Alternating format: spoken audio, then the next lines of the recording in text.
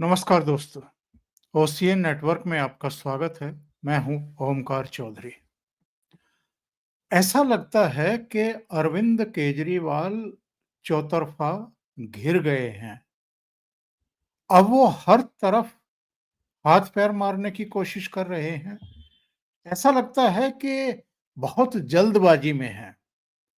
हर दांव आजमा लेना चाहते हैं। महिलाओं को खुश करने की कोशिश, फिर पुजारियों को, फिर ग्रंथियों को भी वो मौलाना, मौलवी, इमाम वो अलग-अलग उनकी रेजिडेंस के सामने खड़े होकर के नारे लगा रहे हैं कि हमको 17 महीने से वेतन नहीं मिला है। उधर खनौरी बॉर्डर पर 40 दिन से डल्लेवाल अनशन पर बैठे हुए हैं। ना उनकी सरकार के मुख्यमंत्री भगवंत मान को फुर्सत है कि उनसे बातचीत की जाए, उनके प्रतिनिधियों से बातचीत की जाए। ना अरविंद केजरीवाल को फुर्सत है कि उनसे बात की जाए, उनसे पूछा जाए कि भई पंजाब से रिलेटेड आपकी क्या प्रॉब्लम्स हैं? और केंद्र सरकार से अगर वो चाह रहे हैं तो फिर देश भर के किसानों का समर्थन क्या डल्लेवाल को है, जो वो केंद्र सरकार से बात करना चाह रहे हैं? और केंद्र सरकार तो पहले ही बहुत सारी मांगों को घोषित भी कर चुकी, मान भी चुकी। इसके बावजूद अगर वहाँ पर ये बैठे हैं, अनशन भी कर रहे हैं, भाषण भी दे रहे हैं, तब ज़रा समझने की ज़रूरत है कि भई ये कैसा आमरण अनशन है। और एक और नया डेवलपमेंट हुआ है। राकेश टिकैत को कल शाम को अंधेरे में अरविंद केजरीवाल ने अपने घर बुला करके बातचीत की है और वो अपनी गाड़ी से नहीं पहुंचे हैं। यूपी 32 नंबर की गाड़ी थी, जिसमें उनके बगल में आम आदमी पार्टी के राज्यसभा सदस्य संजय सिंह भी बैठे हुए थे। इसका मतलब ये है राकेश टिकैत केजरीवाल से मिलने के लिए संजय सिंह के साथ उनकी गाड़ी में विराजमान थे। ये क्या है? राकेश टिकैत ने हालांकि मीडिया से कहा कि कुछ दिल्ली के वकीलों की समस्याएं थी जिनको लेकर के मैं मिला हूं। तो ये किसानों की राजनीति करते करते अचानक वकीलों की समस्याओं से क्या लेना देना हो गया राकेश टिकैत का? इस पर भी जरा चर्चा करेंगे कि माजरा क्या है। लेकिन एक बड़ा डेवलपमेंट आज ये हुआ कि अरविंद केजरीवाल के खिलाफ भारतीय जनता पार्टी ने पूर्व मुख्यमंत्री साहब सिंह वर्मा के बेटे और पूर्व सांसद प्रवेश वर्मा को मैदान में उतार दिया है। और केजरीवाल के खिलाफ संदीप दीक्षित ऑलरेडी कांग्रेस के प्रत्याशी बनाए जा चुके हैं, जो पूर्व मुख्यमंत्री बल्कि दिल्ली की 3 बार मुख्यमंत्री रह चुकी शीला दीक्षित के बेटे हैं। तो अरविंद केजरीवाल की मुश्किलें कम होने के बजाय बढ़ती ही जा रही हैं। उधर जो इस समय उनकी पपेट मुख्यमंत्री हैं आतिशी, उनके खिलाफ रमेश विधूड़ी को भारतीय जनता पार्टी ने उतारा है और अलका लांबा को कांग्रेस पार्टी ने उतार दिया है। यानी मौजूदा मुख्यमंत्री और पूर्व मुख्यमंत्री दोनों का ही रास्ता इस बार आसान होने वाला बिल्कुल नहीं है। सीधे जुड़ लेते हैं अनुपम मिश्रा जी के साथ, जो प्रयागराज से हमारे साथ जुड़ रहे हैं। चर्चा को फिर आगे बढ़ाएंगे। अनुपम जी, बहुत स्वागत है आपका। नमस्ते। नमस्कार सर। तो अनुपम जी, ये राकेश टिकैत को अचानक बुला करके बातचीत करना, इसमें कोई आपको पेंच दिखाई दे रहा है? कोई इनसिक्योरिटी दिखाई दे रही है अरविंद केजरीवाल की? माजरा क्या है? और राकेश टिकैत तो अ, ऐसी तोप है जिसमें से गोला निकल ही नहीं रहा है। और मैं तो इसको फ्यूज बल्ब कहूंगा। काठ की हांडी बार बार तो चढ़ती नहीं है। अब तो वैसे भी किसान नेताओं के बीच ही इतनी बड़ी फूट दिखाई दे रही है। खनौरी बॉर्डर, शंभू बॉर्डर पर हम देख ही रहे हैं, केवल 2 संगठनों के कुछ मुट्ठी भर लोग बैठे हुए हैं। ये कह रहे हैं कि हमारा उससे कोई लेना देना नहीं है। देखिए ओंकार सर, एक कहावत है कि डूबते को तिनके का सहारा। केजरीवाल इस कदर इतनी बुरी तरह घिरे हुए हैं कि इस समय वो किसी को कैसे भी अकोमोडेट करने के लिए तैयार हैं। अच्छा, भारतीय राजनीति में खास तौर से जब से मोदी सरकार आई है, तब से कुछ लोग, एक अंग्रेजी में वर्ड है मर्सिनरीज, जो कि मतलब पैसा लेके लड़ते हैं। कुछ लोग एक पॉलिटिकल मर्सिनरी के रूप में नजर आ रहे हैं। योगेंद्र यादव हो गए, दल्लेवाल हो गए, राकेश टिकैत हो गए, रवीश कुमार हो गए, ध्रुव राठी हो गए, प्रशांत भूषण हो गए। तो इन सब के अपने अपने इंटरेस्ट हैं। कभी कभी सुब्रमण्यम स्वामी भी इसमें शामिल नजर आते हैं।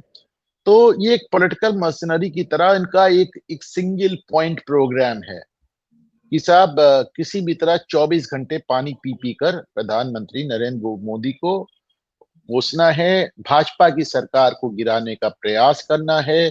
कल मैंने देखा कि सुहासिनी हैदर, जो कि सुब्रमण्यम स्वामी की बेटी हैं और जिन्होंने एक मुस्लिम से शादी की है, वो बता रही थी कि लाखों रुपए का हीरा दे दिया प्रधानमंत्री मोदी ने, जबकि वो एक लैब में बनाया हुआ कुछ हजार रुपए का हीरो है। और जिसके बारे में टाइम मैगजीन बड़े डिटेल में छाप चुकी है कि साहब वो हीरा भी उन्होंने इसलिए दिया था क्योंकि भारत में इस तरह के हीरो पे बहुत काम हो रहा है और ये हीरे एक्सपोर्ट हो रहे हैं। तो मोदी कुछ करते हैं तो उसके अंदर एक ये भी होता है कि अपनी इंडस्ट्री को बूस्ट करें। तो उन्होंने जब ये हीरा दिया था तो उनका मेन जो मकसद था वो था कि साहब हमारे यहाँ जो इस तरह के हीरे बन रहे हैं, जो लैब में बन रहे हैं, ये चर्चा में आ जाए। और आ भी गया, टाइम मैगजीन ने उस पर आर्टिकल कर दिया। लेकिन वो कह रही है गलत। अच्छा, इसमें सच झूठ का कोई वो नहीं है, दिक्कत नहीं है। अब आप राकेश टिकैत को आपने देखा ही है कि वो कभी किसानों की बात क्या करें, मतलब वो कभी कभी आपको जूते मोजे पहनकर खेती करते नजर आ जाते हैं। अरबों की इनकी संपत्ति सामने आई है और आज तक इन्होंने उसको डिनाई भी नहीं किया, उसको ओना भी किया है। तो चुनाव 2 बार लड़ चुके हैं, एक बार विधायकी, एक बार सांसदी, दोनों बार इनकी जमानत जब्त हो गई। नोटा के बराबर इनके वोट चले जाते हैं, ये इनकी राजनीतिक हैसियत है। तो राकेश टिकैत हुए, योगेंद्र यादव हुए, इन्होंने, आपको याद होगा कि उत्तर प्रदेश विधानसभा चुनाव के पहले भी कह रहे थे कि हम तो सब अखिलेश यादव के लिए पिच बना रहे थे। दल्लेवाल का एक मैंने वीडियो ट्वीट किया था और ये डेट है 15 फरवरी 2024, यानी 2024 के लोकसभा चुनाव के ठीक पहले। इन्होंने, इनका वीडियो है मेरे सामने, ये कह रहे हैं कि राम मंदिर के चलते मोदी की लोकप्रियता का ग्राफ बहुत बढ़ गया है। ये किसान आंदोलन, सुने, किसान आंदोलन शुरू हो रहा है। कह रहे हैं राम मंदिर के चलते मोदी की लोकप्रियता का ग्राफ बहुत बढ़ गया है। आज मौका मिला है पर समय बहुत कम है, चुनाव सर पे है, हमको मोदी का ग्राफ नीचे लाना है। तो ये कौन सा किसान आंदोलन है? वो योगेंद्र यादव कह रहे हैं अखिलेश यादव के लिए पिच बना रहे हैं, दल्लेवाल कह रहे हैं कि हमको मोदी का ग्राफ नीचे लाना है चुनाव के पहले, राम मंदिर के चलते जो हो गया है। राकेश टिकैत आपको क्या कह रहे हैं कि वो कभी जाके टीपू सुल्तान की कब्र पे खड़े हो जाते हैं, कभी औरंगजेब की कब्र पे खड़े हो जाते हैं, कभी अपने मंच से अल्लाह अकबर का नारा लगवाने लगते हैं। तो अच्छा, इन सब हरकतों से हो क्या रहा है कि इनकी कोई अपनी क्रेडिबिलिटी नहीं रह गई है।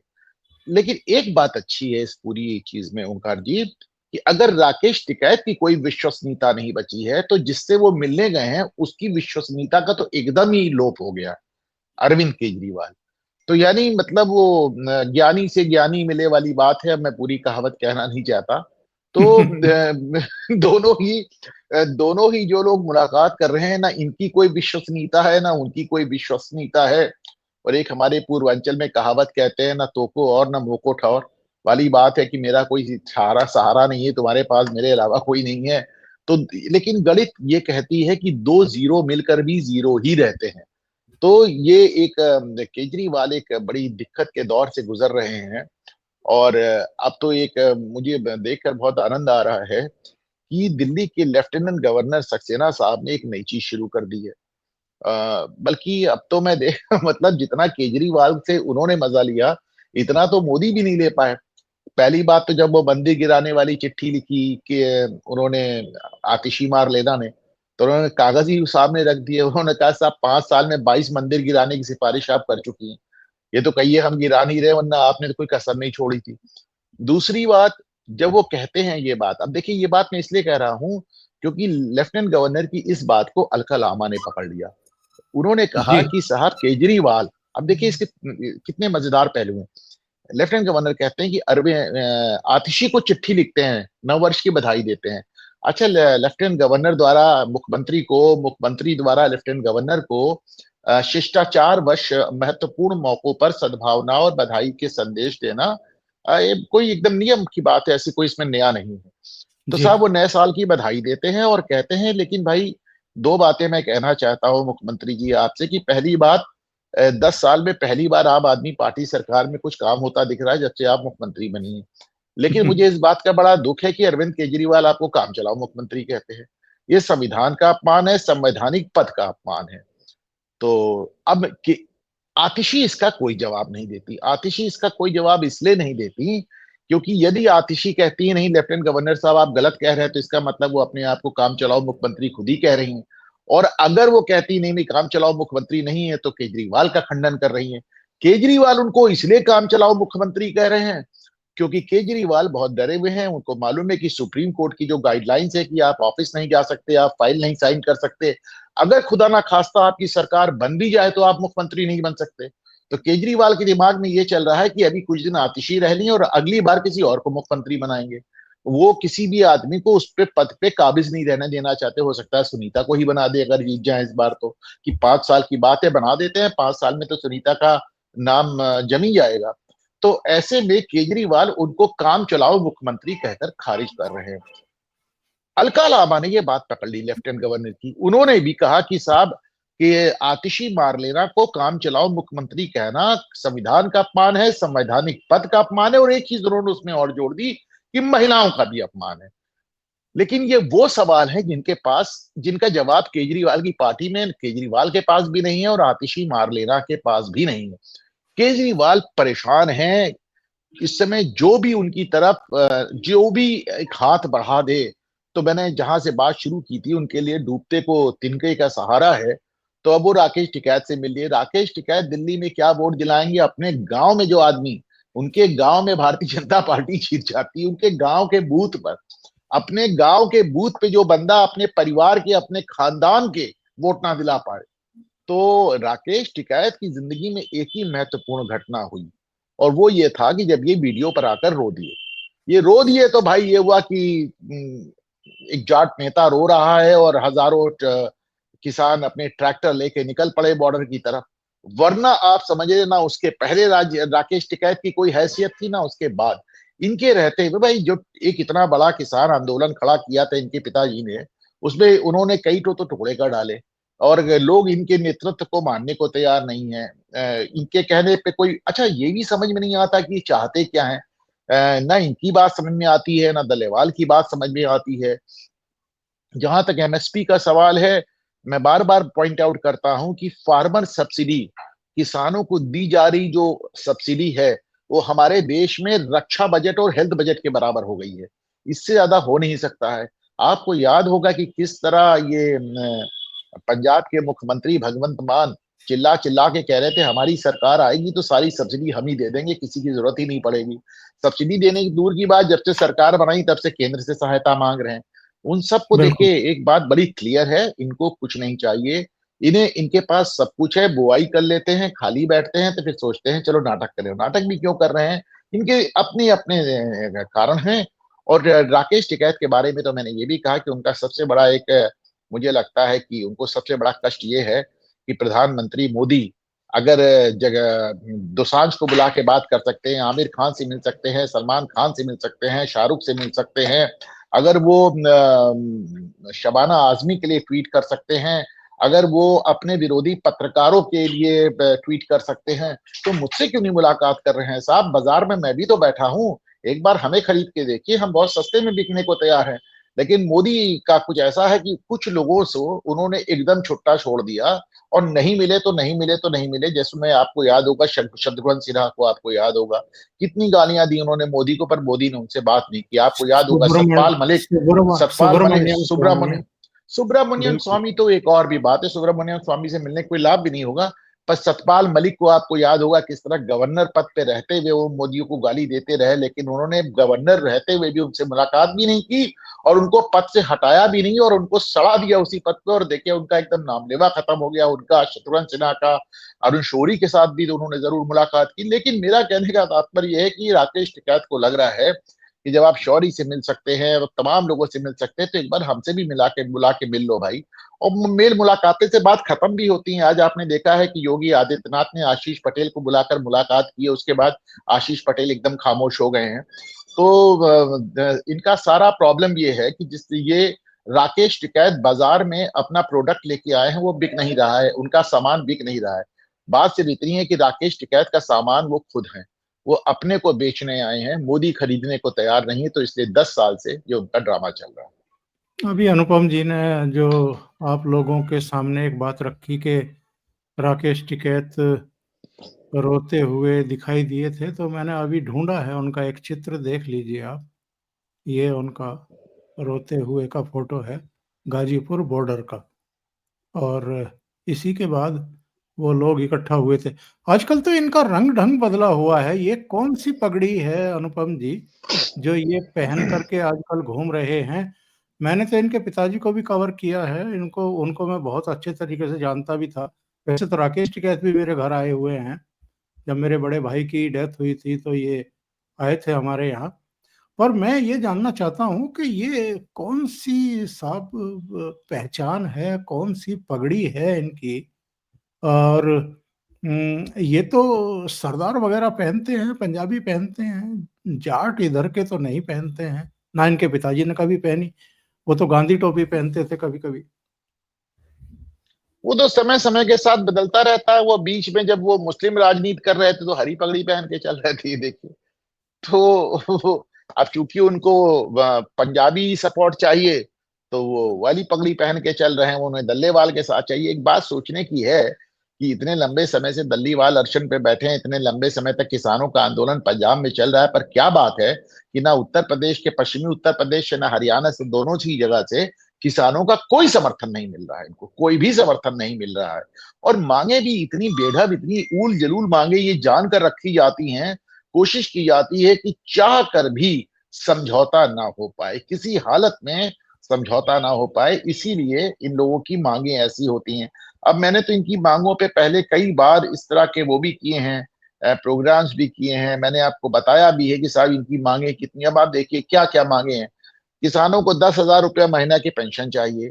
चाहते हैं कि सरकार इनकी इंश्योरेंस करा दे, इंश्योरेंस का पैसा भरे। ये चाहते हैं कि मतलब वर्ल्ड ट्रेड ऑर्गेनाइजेशन WTO से सरकार बाहर निकल आए, जिसमें इनको और सब्सिडी दी जा सके। ये चाहते हैं कि देश के बाहर से जो भी सामान है उस पर इतनी ड्यूटी लगा दी जाए कि वो यहाँ बिकने लायक ना बचे। ये चाहते हैं कि जब ये अपने खेत में काम करें तो इनको मनरेगा का मजदूर समझा जाए और 700 रुपया रोज 200 दिन तक दिया जाए। मतलब अच्छा, पहली बात तो इनमें से ज्यादातर ये मनरेगा वाली बात छोड़ दी जाए तो बाकी सारी बातें जो कि कृषि कानून थे उसमें कवर्ड थी, ये सारी चीजें कृषि कानून में हो रही थी, पर वो उन्होंने लागू नहीं होने दिया। सुप्रीम कोर्ट की बनाई कमेटी ने बताया कि 86% या 85% किसान देश में चाहते हैं कि लागू हो जाए, मुट्ठी भर लोगों ने उसको लागू नहीं होने दिया। मतलब मैं बार बार दोहरा रहा हूं कि साहब GDP का 2% किसानों की फार्म सब्सिडीज पे जा रहा है। मतलब ये डिफेंस के बजट और हेल्थ बजट के बराबर है, इससे ज्यादा हो नहीं सकता। मतलब ये अपना नेता जस्टिन ट्रूडो को बना लेते हैं कनाडा में। तो ये किसानों का जो कुछ भी चल रहा है, पहली बात मैं इनको किसान मानने से इनकार करता हूं। अन्नदाता जैसा शब्द तो मैं इनके लिए इस्तेमाल ही नहीं कर सकता, एकदम गलत होगा। और मुट्ठी भर लोग ना, देखिए ये दो लोगों को ब्लैकमेल कर रहे हैं। एक तरफ उन्होंने भारत के किसानों को बंधक बना रखा है उनके नाम पे संगठन बना के, दूसरी तरफ ये भारत सरकार को लगातार ब्लैकमेल करने का प्रयास कर रहे हैं। और किसान आंदोलन जो पहली बार हुआ था कृषि कानून के मुद्दे पे, उस पे ये सफल हो भी गए थे। उस वक्त ही मैंने लिखा था कि मोदी की इनकी बात को मानना म्यूनिख की संधि के समान है। म्यूनिख की जो संधि हुई थी उसमें ब्रिटेन ने, फ्रांस ने हिटलर के कब्जे को स्वीकार कर लिया था पोलैंड का। तो उन्होंने को लगा था कि हिटलर को रोक लिया जाएगा, पर हिटलर तो उसके बाद साफ देखा आपने इंग्लिश चैनल तक बढ़ाया। तो गलत बात को आप मानेंगे तो वो तो लड़ाई तो होके रहेगी। और उस वक्त भी ये ब्रिटिश पार्लियामेंट में बात हुई थी कि साहब लड़ाई और स्वाभिमान दो में से एक को चुनना था आपने, मतलब स्वाभिमान और सरेंडर दो में से एक को चुनना था, आपने सरेंडर कर दिया। लेकिन आपको लड़ाई तो अब भी करनी ही पड़ेगी और बाद में आपको लड़ाई करनी पड़ेगी। अब ये वही प्रयास कर रहे हैं। एक अच्छी बात ये हो गई, मैं समझता हूं कि इस पूरे कार्यक्रम में जो सबसे बड़ी बात हुई है ओंकार सर, वो है हरियाणा में भारतीय जनता पार्टी की जीत। ये सोच के आप सिहर जाएंगे कि खुदा ना खास्ता अगर हरियाणा में कांग्रेस जीत गई होती तो ये किसान आंदोलन का शेप क्या होता, इसका प्रारूप क्या होता, दिल्ली बॉर्डर पे कैसा तमाशा हो रहा होता। बिल्कुल एकदम 100% सही बात आपने कही है। देखिए, मैं जो जिक्र कर रहा था इनके पिताजी का कि वो क्या पहनते थे, ये बोट क्लब दिल्ली का है, सतासी सफेद अठासी टोपी का। पहनते थे वो, सफेद टोपी। सफेद टोपी पहनते थे। और ये मेरे हाँ। साथ भी उनका एक चित्र मुझे अभी अभी मिल गया है। ये भी इसमें भी सफेद टोपी में ही वो दिखाई दे रहे हैं। इनको भी साहब मायावती जी ने ठीक किया था, अगर आपको याद हो। मायावती ने मायावती ने टिकैत को एकदम सही कर दिया था। इनको माया और राकेश टिकैत को कोई मायावती टाइप का चाहिए जो इनको एकदम ठीक कर दे। बाबा हैं, लेकिन मुझे लगता है कि ऊपर से कहा बाबा गया। बाबा नहीं नहीं, बड़े नहीं, बाप नहीं, ऊपर ऊपर से कुछ नहीं कहा गया, बाबा हैं। इसलिए टिकैत उत्तर प्रदेश में कुछ नहीं कर रहा है। 2 बार धमकी दे दी चुका है कि लखनऊ जाऊंगा, और दोनों बार सही। बाबा ने कहा तुम आओ तो लखनऊ में हम तैयार हैं। तो देखिए ये बाबा से बिल्कुल नहीं भिड़ रहा है। इसकी सारी बदतमीजियां सिर्फ और सिर्फ प्रधानमंत्री और केंद्र सरकार की तरफ रहती हैं। इधर तो जब से आप देख लीजिए उसने उत्तर प्रदेश में कुछ नहीं किया है। वो इधर उधर कहां कहां घूम रहा है। कभी वो टीपू सुल्तान की मजार में पहुंच जाता है, तो कभी औरंगजेब की कब्र पे पहुंच जाता है, तो कभी पंजाब पहुंच जाता है, तो कभी दिल्ली पहुंच जाता है। अभी दिल्ली चुनाव में किसके क्या वोट दिलाएगा? जो आदमी अपने गांव में वोट, अपने खानदान के वोट नहीं दिला पा रहा है, जिसे 2 बार चुनाव लड़ा, जिसकी दोनों बार जमानत जब्त हुई, लेकिन केजरीवाल के पास भी आप बताइए चारा क्या है? उनके साथ खड़ा होने को तैयार कौन है? नहीं, मुझे बहुत ताज्जुब हो रहा है इनकी राजनीति देख करके, जो ये किसान के नाम पर राजनीति कर रहे हैं। आमतौर पर ऐसा नहीं होता है जिस तरह का चित्र हमें ये कल शाम देखने को मिला है। अनुपम जी, आपने भी इतनी पत्रकारिता की है, इतने आंदोलनों को देखा है। राकेश टिकैत जाकर के अरविंद केजरीवाल के बराबर में खड़े हुए हैं, और राकेश टिकैत के बगल में संजय सिंह खड़े हुए हैं। अरविंद केजरीवाल तो अभी 5.5 महीने जेल काट करके आए हैं। संजय सिंह मैंने भी तो सर मैंने सर इस छह। पे ट्वीट किया है कि कट्टर ईमानदार नेता, कट्टर किसान नेता और कट्टर सिनेमा हॉल नेता है। वही वही। तो सिनेमा हॉल ये नेता है ना ये तो। जब दिल्ली के चुनाव होने वाले हैं तो आप खुल्लम खुल्ला आकर के अरविंद केजरीवाल के बगल में आकर के खड़े हो रहे हैं। इससे ज्यादा बेशर्मी कोई होगी क्या किसी के लिए? तो आगे बढ़ते हैं, चलिए। पर सर ये ये तो आपको राहुल गांधी की पदयात्रा में भी साथ नजर आए, तो इसमें नई बात क्या है? ये तो राहुल गांधी के साथ नजर आए, ये तो केजरीवाल के साथ नजर आए, ये तो कांग्रेस के विपक्ष के हर नेता के साथ नजर आए। इसमें नई बात क्या? ये तो अखिलेश यादव के साथ नजर आए। ये आप मुझे बताएं, इसमें आप ये कहाँ इनकी बेशर्मी में कहाँ आपको कमी नजर आ रही थी? टिकैत की बेशर्मी को अगर भारतवर्ष में कोई चुनौती दे सकता है कि बेशर्मी के मामले में अगर राकेश टिकैत को कोई टक्कर दे सकता है, तो सिर्फ और सिर्फ केजरीवाल। तो जाहिर सी बात है दोनों की इस समय आसपास आपको फोटो नजर आ रही है। और 2022 के उत्तर प्रदेश इलेक्शन से ठीक पहले इन्होंने और योगेंद्र यादव ने कई जिलों में जाकर प्रेस कॉन्फ्रेंस की थी कि भारतीय जनता पार्टी को हराओ। तो ये फतवा जारी किया था। खुलकर के जो है सामने। लेकिन मैं ये जानना चाहता हूं, ये अरविंद केजरीवाल को अब क्या दीवार पर अपनी हार लिखी हुई दिखाई दे रही है? जिस तरह की हड़बड़ी दिखाई दे रही है, महिलाओं को भी खुश कर दो, ग्रंथियों को भी, पुजारियों को भी।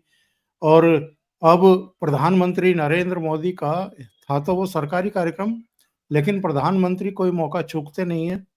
और उन्होंने आपदा नाम दे दिया है कि 10 साल से दिल्ली आपदा में घिरी हुई है, इस आपदा से मुक्ति पानी है। तो उसके बाद तो ये बिल आ गए।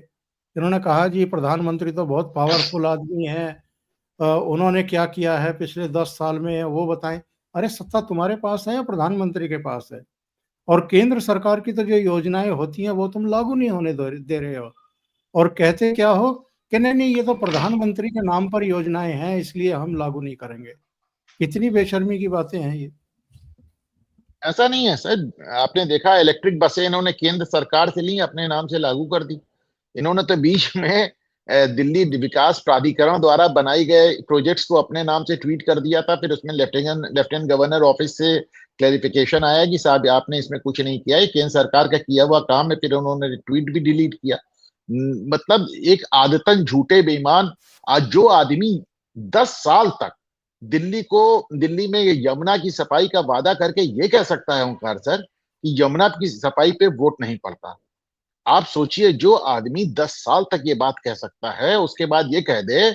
जो आदमी ये तक कह सकता है कि अगले चुनाव तक अगर यमुना साफ ना हो तो मुझे वोट मत देना, और अगले चुनाव में कहता है कि यमुना की सफाई का वोटर से क्या लेना देना, वोट पड़ने से क्या लेना देना। अब मतलब बेशर्मी की सारी सीमा। जो आदमी अपने बच्चों की कसम खा के झूठ बोल सकता है, जो आदमी अपने बच्चे को, अपने लड़के को अपने ही घर में ठेका दे सकता है, ठेकेदारी दे सकता है अपने जिम्नेजियम में, जो आदमी। मतलब आप देखिए, केजरीवाल का एक और भी दिक्कत है। बाहर से जो गिरे हैं, कानूनी पचड़ों में गिरे हैं, कट्टर बेईमान के रूप में गिरे हैं, वो सब तो सही है। एक चीज और भी देखें कि केजरीवाल ने अपने आप को नरेंद्र मोदी का विकल्प बनाने का प्रयास किया था। उन्होंने अपने आप को एक सबसे ईमानदार नेता के रूप में प्रोजेक्ट करने का प्रयास किया। क्योंकि देश में उस समय मोदी की ईमानदारी का डंका बज रहा था। आज भी 10 साल बाद आप उनके दामन पे एक छींट नहीं देख रहे हैं। तो इन्होंने सोचा था कि मैं मोदी को ईमानदारी में दे दूंगा टक्कर, इसीलिए बनारस काशी पहुंच गए थे मोदी से चुनाव लड़ने। लेकिन 10 years डाउन द लाइन देखिए इनकी हालत ये हो गई कि कट्टर बेईमान के रूप में ये नजर आ रहे हैं। तो अब उनको एक बात तो समझ में आ गई कि ईमानदारी, प्रशासन, गुड गवर्नेंस, अस्पताल, स्कूल, इन सब के नाम पे मुझे वोट नहीं, यमुना, प्रदूषण, पराली, इन सब पे मुझे वोट नहीं मिलना है, क्योंकि मैं सब मुद्दों पे इस बुरी तरह परास्त हुआ हूं, इस बुरी तरह फेल हुआ हूं कि फेल ही नहीं हुआ हूं, मेरी जालसाजी सामने आई है। तो अब उन्होंने क्या किया है कि उन्होंने किसी भी चीज का वादा करना बंद कर दिया। ना वो रोड बनाने का वादा कर रहे हैं, ना अस्पताल बनाने का वादा कर रहे हैं, ना स्कूल बनाने का वादा कर रहे हैं, ना पराली का वादा कर रहे हैं, ना पराली से खाद बनाने का वादा कर रहे हैं, ना यमुना सफाई का वादा कर रहे हैं। अब वो सिर्फ और सिर्फ ये कह रहे हैं पैसा लो वोट दो, पैसा लो वोट दो। और उस पे भी उन्हें दिक्कत यह है कि वो इस बुरी तरह घिर गए हैं अपनी ही पार्टी में। अब उन्हें खौफ है कि सुप्रीम कोर्ट की बंदिशों के चलते वो तो किसी पद पर काबिज हो नहीं सकते, ऐसा ना हो कि आतिशी ही उनकी पार्टी को हथिया लें। तो आज देखिए, केजरीवाल ने एक बड़ी इंटरेस्टिंग बात कही ओंकार सर, पता नहीं आपकी नजरों से गुजरी या नहीं गुजरी। उन्होंने कहा है कि पानी के जो बिल आए हैं, उन्होंने दो बातें कही हैं। जो इन्फ्लेटेड बिल, बड़े बड़े 10,000, 50,000, 1 लाख के बिल आए हैं, उन्होंने कहा ये सब मैं माफ कर दूंगा, लेकिन शर्त यह कि पहले सरकार में आ जाऊं, अभी नहीं माफ करूंगा। आप सोचिए, अभी नहीं माफ करूंगा, जब सरकार में आ जाऊंगा। दूसरी बात उन्होंने जो बड़ी मजेदार कही है कि जब मैं जेल चला गया तो मेरी पीठ पीछे पता नहीं लोगों ने क्या गड़बड़ किया जो इस तरह के बिल आ गए। तो किसको दोष ठहरा रहे हैं? क्योंकि जब वो जेल गए थे तो ये मंत्रालय आतिशी के पास था, ये बिल्कुल। मंत्रालय आतिशी के पास था। तो कुल मिलाकर वो बता रहे हैं कि जब मैं जेल चला गया तो आतिशी के मंत्री रहते आप लोगों को ऊट पटांग बिल मिल गए। अब वो आतिशी से भी घबरा रहे हैं। केजरीवाल का तो सच में इस वक्त बुरा हाल है उनका। और ये जो नई दिल्ली सीट पर प्रवेश वर्मा को उतार दिया है, कांग्रेस पार्टी ने संदीप दीक्षित को उतार दिया है। अब आप देख रहे हैं वो लगातार आके कह रहे हैं नई दिल्ली में इतना वोट हो जाएगा, उधर उतना वोट हो जाएगा, उधर फिर चुनाव कराने का कोई मतलब नहीं। क्योंकि देखें, ये शीला दीक्षित को गाली दे देकर सत्ता में आए थे, और आज 10 साल बाद आप दिल्ली में लोगों से बात करें तो कहते हैं ठीक है शीला दीक्षित पे भ्रष्टाचार के आरोप तो थे, लेकिन दिल्ली में जो कुछ काम आखिरी बार हुआ वो शीला दीक्षित ने ही किया। बल्कि मैंने शीला दीक्षित के पहले की भी मुझको दिल्ली याद है। और शीला दीक्षित डेफिनेटली, उनके ऊपर भ्रष्टाचार के बहुत आरोप थे, लेकिन शीला दीक्षित ने अपने 10 साल में जो दिल्ली में काम किया, अगर वो नहीं हुआ होता तो दिल्ली स्टैंड स्टिल हो गई, दिल्ली रुक गई होती। जिस आज जो हालत कर दी केजरीवाल ने, अगर ये एक टर्म और आ गए तो दिल्ली में चलना मुश्किल हो जाएगा। तो ऐसे में तमाम लोग अब ये सवाल कर रहे हैं कि शीला दीक्षित को आपने जिस जिस मुद्दे पे आपने कहा शीला दीक्षित 35 एसी लगाई, आप 350 एसी लगा ली आपने। तो आपने शीला दीक्षित को जिस जिस मुद्दे पर गाली दी, आपने उसको 100 गुना ज्यादा करके दिखाया। तो अब ऐसे में जब वहां पे संदीप दीक्षित खड़े होंगे तो जाहिर सी बात है वो अपनी माता जी को दी हुई गालियों की बात भी उठाएंगे, उसका भी हिसाब मांगेंगे। और शीला दीक्षित का और संदीप दीक्षित का वहां पे होल्ड भी है। तो केजरीवाल बहुत ज्यादा इस बात से भी भयभीत है कि पार्टी जीतेगी नहीं जीतेगी, मेरी विधायकी निकलेगी कि नहीं। बिल्कुल सही बात है। बहुत बहुत धन्यवाद अनुपम जी। ओशियन नेटवर्क के लिए इतना समय निकालने के लिए और कई थैंक यू मुद्दों सर। पर चर्चा करने के लिए।